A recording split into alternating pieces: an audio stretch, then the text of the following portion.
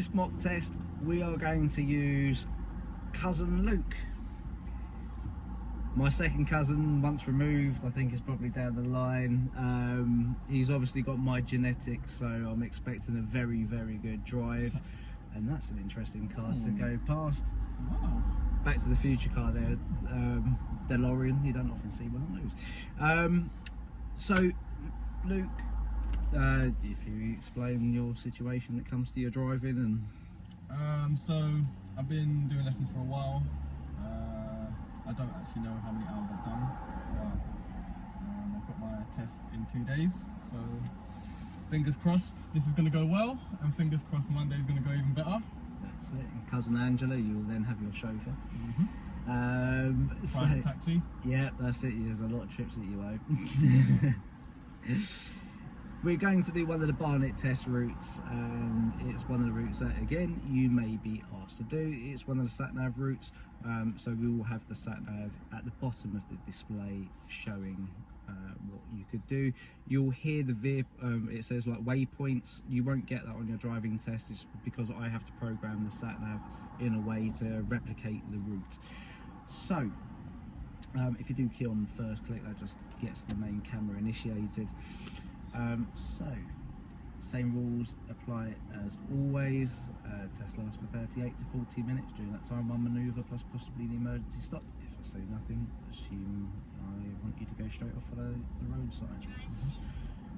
Any questions? No? Cool. Okay. We may need to do the lights somewhere down the line as well. It is late in the evening. That's coming up to 6 o'clock. So, okay. Whenever you're ready, let's go for a drive.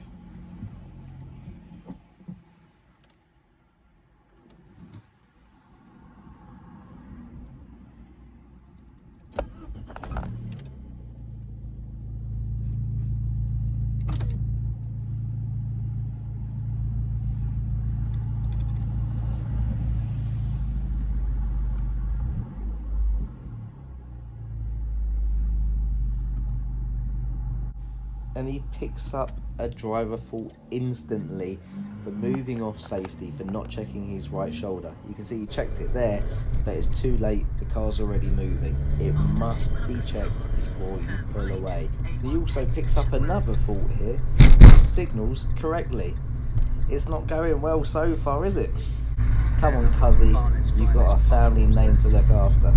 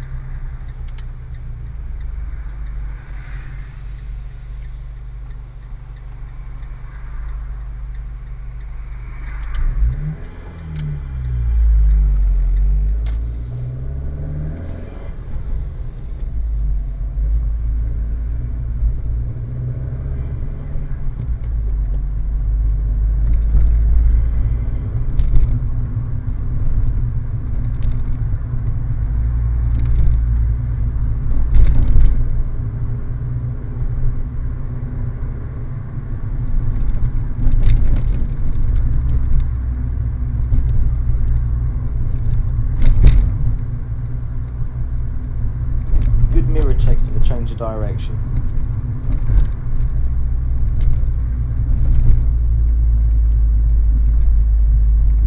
Good planning here, good use of the gears, good mirror checks. This is more like it.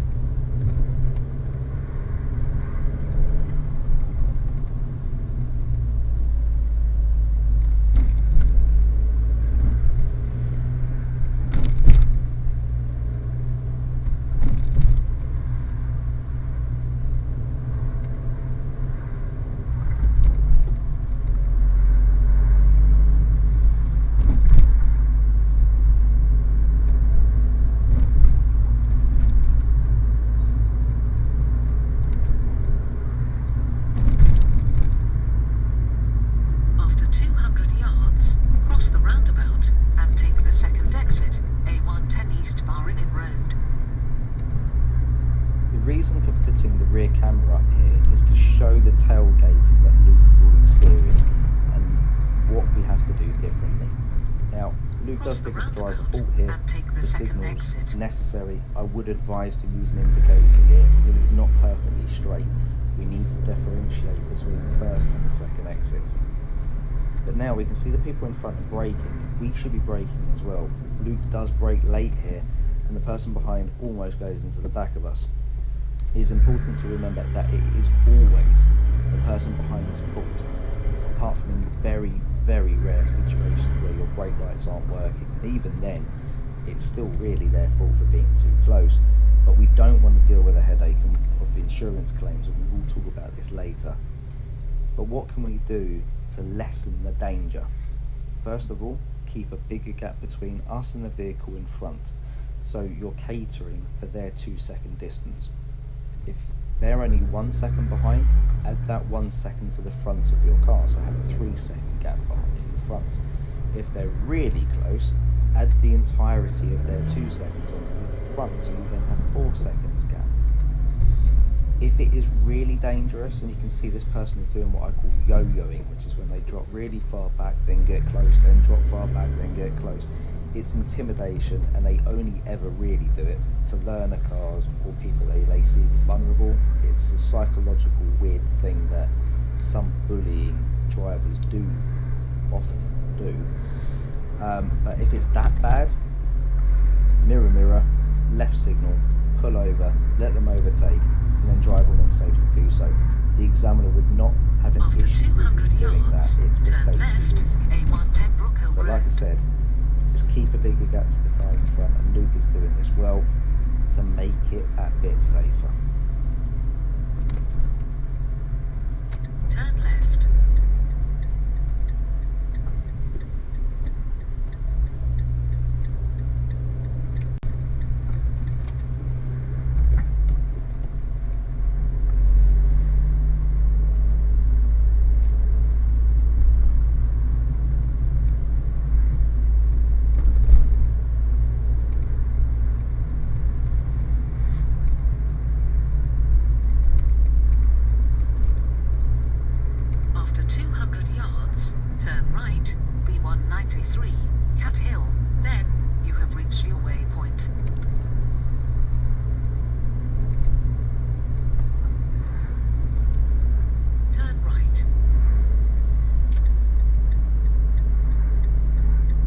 This junction catches a lot of people out. You can see the traffic light on your right, which is currently red, and that's for the people to the left of this junction. This is the crossroads. That light is not for you. There is no stop line there. But when you do this turn, you'll see another set of traffic lights, which is currently green with a stop line. That is a pedestrian crossing, and it is very commonly red when you do that turn. A lot of people miss it because of the filtering in front of the amber and green lights.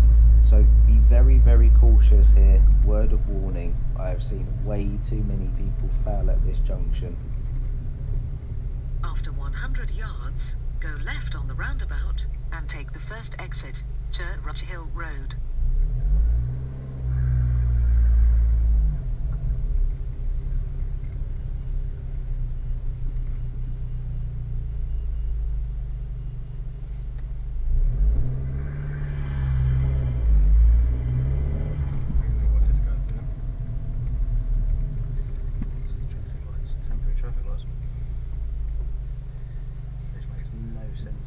Whatsoever.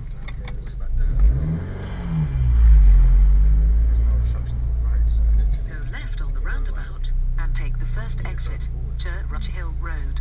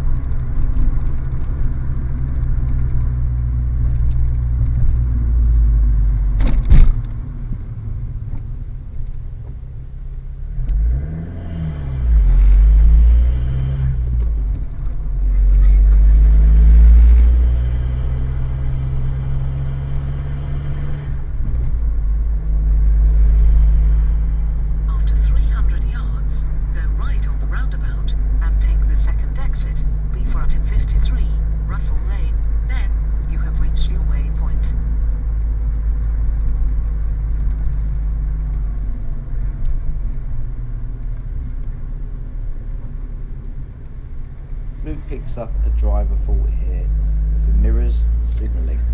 Go Remember, right you on the must check your roundabout mirrors and take the before second exit. you indicate, and that means both of them before you signal.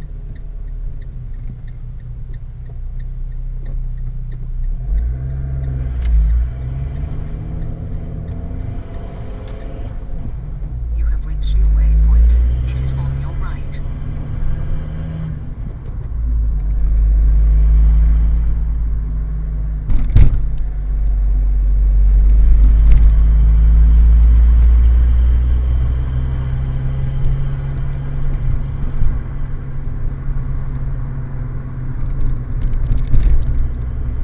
Right to park on the left where it is safe and convenient to do so.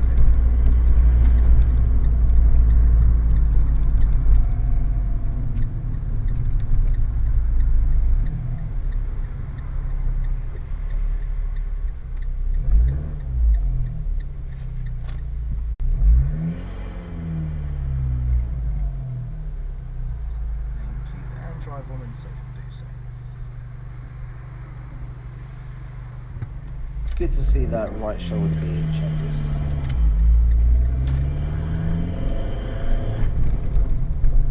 Parking on the left again, don't worry about driveways on this occasion. Nah.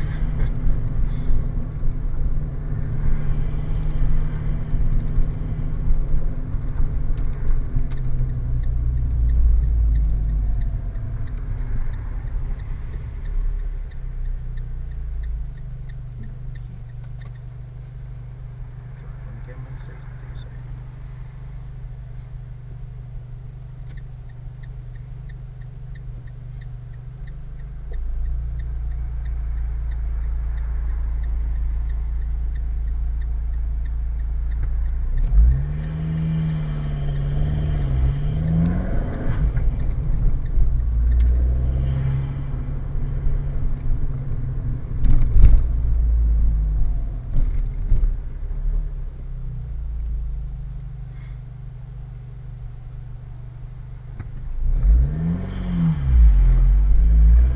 After 300 yards, go right on the roundabout and take the third exit, A109, Oakley Road North, then take the third right.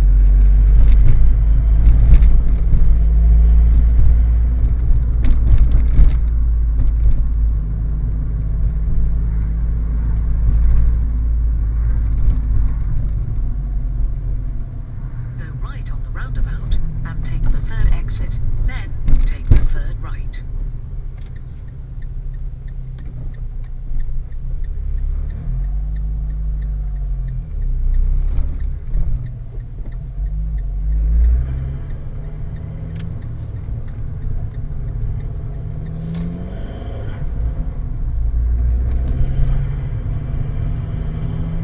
Park one car length before the van if you can. Don't worry about the driveway on this occasion. After 200 yards, turn right, Oakley Park South, then you have reached your A destination. little bit further forward. That's fine, thank you. That's fine. Okay, and drive on again when safe to do so, please. This is what's known as the ankle start, and it's a compulsory pull away. It's actually counted as a manoeuvre. Now Luke tries to pull away in third gear here. He acknowledges it, but then he rushes. And yes, he takes control of the car, but you can see that was a bit of a panic. So he picks up a driver fault for moving off control. Turn right, Oakley Park South, then you have reached your destination.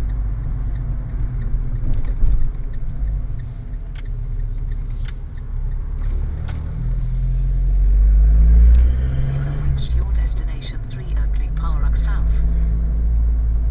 And that is the end of the independent drive. Now on, I will give you directions.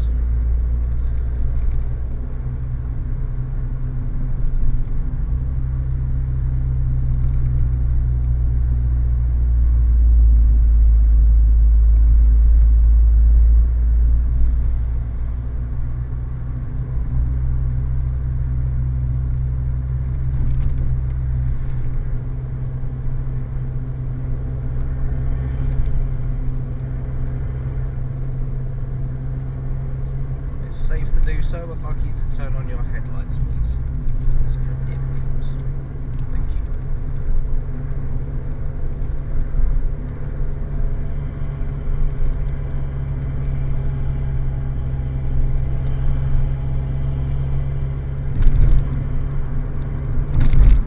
There is enough space for both At the oncoming roundabout, vehicle turn right, and Luke second to exit. fit the parked vehicle on the left, but you shouldn't really be slowing down here. A good phrase to remember is less space, less pace, and I do talk about this in the adequate clearance video. Because of the speed that he was carrying through here, he gets a driver fault for use of speed. Remember, use of speed doesn't necessarily mean over the speed limit. It can just mean going too fast for the situation or the area.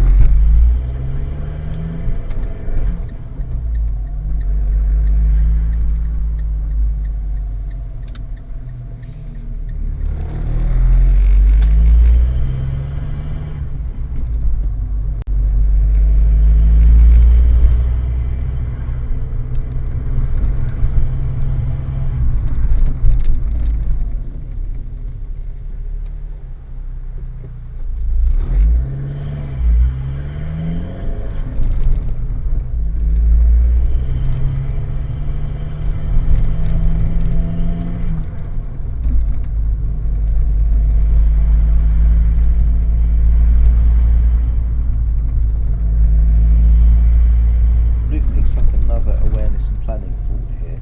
He slows down, moves over well, but he forgets to down change the gear, and as you can hear, the car's rattling away.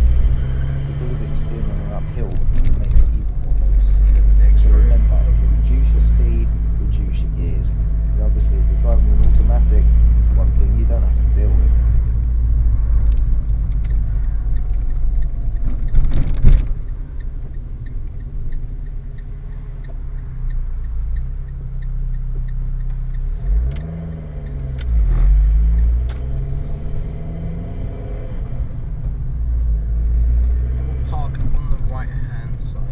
Driveways on this occasion, just pull over anywhere on the right.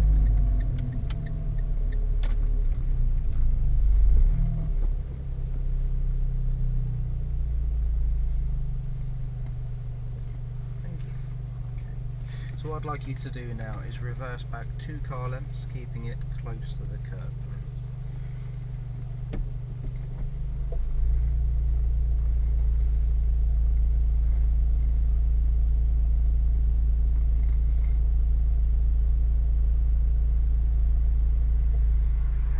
Notice the difference between this right shoulder check here and the apparent shoulder checks that he does throughout this manoeuvre. It is very, very important that you keep looking at both blind spots and all of your surroundings when you're doing a manoeuvre. Unfortunately, Luke does not check his right shoulder at all after the car starts to move for the entirety of this manoeuvre, and therefore, with regret, he picks up a serious fault for observations on the manoeuvre. It is so gutting, as he's been doing so well over the course of this mock test, but the examiner will not take that into any consideration. Observations are a must. I cannot stress that enough.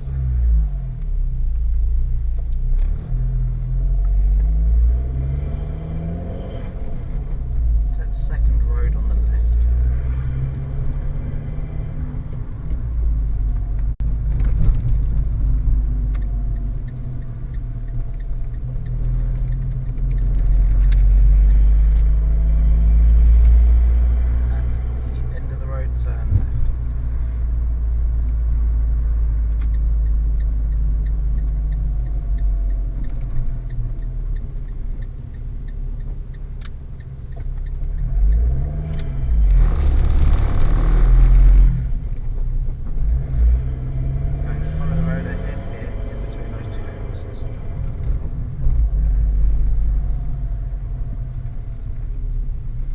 Luke's position on the approach isn't ideal here. As you can see, he's not aiming for the target, i.e. the road opposite. And he picks up a driver fault here for control steering. As you see, as he moves forward, he has to panic steer to avoid the curb. In doing so, he doesn't pick up a serious or dangerous fault, but it will always be a driver fault, as there is panic in the steer to rectify. And park on the left where it's safe to do so.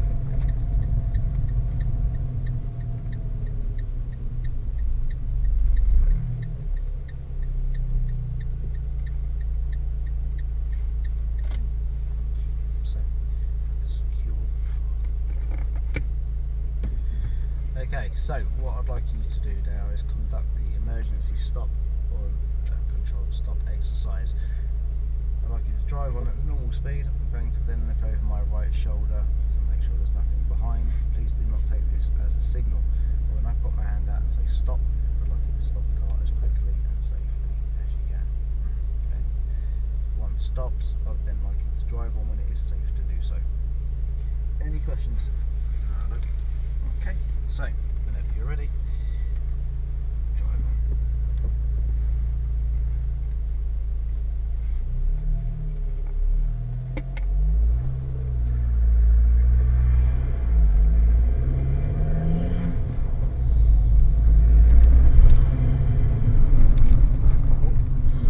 Another one.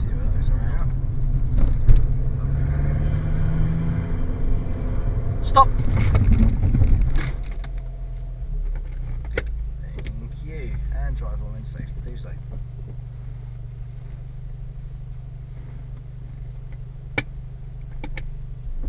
Almost got a close up of me there, didn't you? Whiplash claim coming in. Injured at work? Yeah. Yes, actually. Two lawyers for you. Other lawyers are available.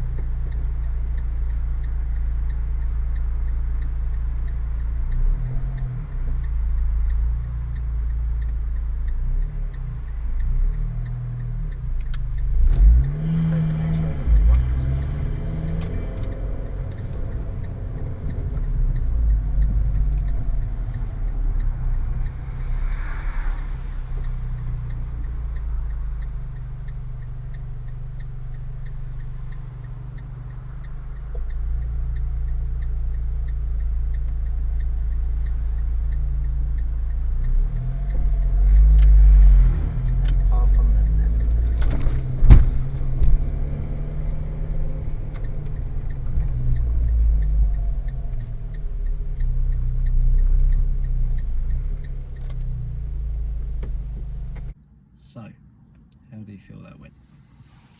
Quite well. It wasn't my best drive ever, but I think overall it was decent. Okay. Do you think pass fail? I hope pass. Okay. I think I passed. Okay. I think there was definitely some minors, but I don't think there was any majors. Okay. On your drive, I would say it was rushed. Okay, you were doing things a little bit faster, not particularly planning your gears as well as you normally do. There was a few times that you had to do a change late due to the car struggling. But there was one major. and you're gonna kick yourself for this because it's something that I beat you up about because he's my cousin. I can get away with it. Fairly regularly when it comes to your manoeuvres.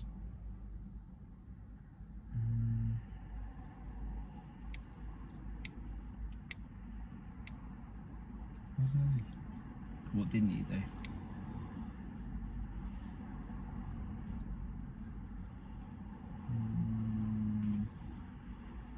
What must you keep doing on your manoeuvres? Oh, did I not keep looking around enough? You were checking most of them enough, bar one.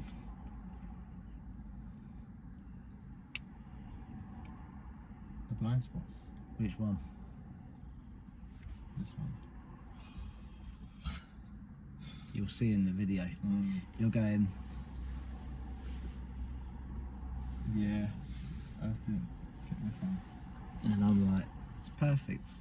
Apart from if someone comes out of that driveway or a pedestrian crosses from that direction, bang, Splat. splat. Yeah. Yeah. Remember, you have to do effective all-round observations. Okay. So that right blind spot was the one that caught you out. Also, in a couple of your pullaways, you didn't check your right shoulder until you started to move. Yeah. Yeah. Remember, too late by that point. Okay. Look before you move. So, yes, easy fix, but a silly one that you've been nagged about before. The rest of the drive otherwise was good. Just go through some of the driver faults. So right shoulder on the first pull away. You also left the indicator on. Yeah, I noticed that straight away. It was a good thing that I was turning right anyway, but I mean, Yeah, obviously it'd be better to turn it off. that's it. Remember, when you pull away from the side of the road, it won't cancel on most occasions. How much turn do you need to put on the steering wheel for the indicator to cancel? Probably like half a turn maybe. Not as much, about quarter. So when you pull away, you're only going to do about an eighth. So that is different from one car to another. So my automatic car will sometimes cancel at the eighth turn, but even then, very rare on pullaways. The what I call a tri-star, like the Mercedes badge logo roundabouts, where you need to go to the right. Yeah, you didn't use an indicator for that. Yeah. What were you going to say? I was gonna say it's like the road kind of goes round. It's kind of like straight on, but it's kind of straight on, kind of right. Yeah. Yeah. So just to get rid of the ambiguity, Yeah, just put a signal Indicator. anyway. that's it. Because there's no right turn there anyway, other than that. So. Otherwise you're doing a U-turn. So with those what I call tri-star roundabouts, I would always indicate left or indicate right for one of those two 45-degree junctions, just to get rid of any uncertainty from other drivers. Planning at the zebra, so there was a zebra crossing where there was a pedestrian crossing, 2 cars ahead of us, early on in the test, and there was I think it was a Volkswagen Polo off the top of my head that was behind her. It might have been a Corsa, can't remember, who kept driving rather close to the back of our car. Could have done with braking a bit earlier. Yeah, just to give him time to not smash into the back of us. Yeah, you're doing really good with your mirror checks. Your mirrors are really on point. But with that extra knowledge of the idiot behind, Just use it. cater for that. That's it. So do things a little bit earlier, just to save the headache of having an insurance claim. Remember, it will always be their fault. If somebody goes into the back of you, it is always their fault, apart from in very rare cases. But we don't want to go through the headache of insurance. Even if it's not your fault, your insurance will still go up when it comes to price. You won't lose your no claims, but you will probably pay a higher premium the next year. So avoid that. Probably high enough already in London as well. Yep, So, that's it. Get ready for a good couple grand. Yep. Pretty much. There was one mirror check where you did the rear view mirror, signalled, and then the right mirror. Yeah, I noticed it when I did it as well. So stupid. Yeah. So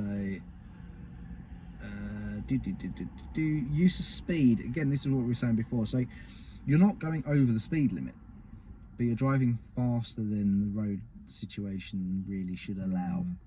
There's a couple of times where you're going into a meeting situation and there is enough space. One that was pretty bad. Yeah, just rein it in. Yeah, remember, less space, less. I don't know if I Less told you. speed. Yeah, less space, less pace. Well, yeah. yeah. So That's got a better ring to it, to be honest. it's got a bit more of a poetic way. Yeah.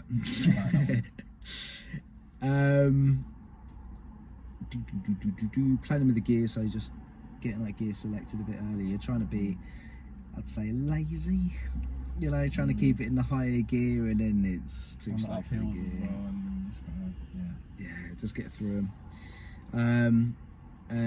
The observation on manoeuvre really spoken about, and then steering at that crossroads where I went. Yeah, I was just too focused looking at the traffic left and right, and then I've looked in front and I've just realised, oh, the pavement's there. Yeah, that's it. So, what could you have done differently on the approach to that junction to make that more effective or smoother? Position the steering wheel so I'm already halfway turned that way anyway. Good. So the car's already kind of facing that way. Yeah. Aim for your target. Okay. So we're now going to sort out that right shoulder check. Yeah. And a couple little bits and pieces, and then fingers crossed we will have a nice pass certificate in a couple of days. We hope so. So thank you ever so much for watching. Do you have any questions about anything on that so far? No, not really. Cool. I think you're explained it well. Perfect, thank It you. is your job. I'd hope so. It's been 17 years for my sins. But if you have any comments, please put a comment in the comment section below, and I will get back to you as soon as I possibly can. If you want to do a mock test, as always, please give me a few weeks notice. I can't fit you in a few days, unfortunately. But if you do want to do one, give us a call on this number underneath, or email me on this email up here, and I will try my best to get you in as soon as I possibly can. All the best and good luck with all of your tests. Clearly that mock test has helped, because 2 days later he passed with just 2 driver faults. I'm so happy for you, Cuzzy. You've kept the family name proud. I wish you many, many happy, safe miles ahead, and I'm extremely happy to see the car choice that you've gone for.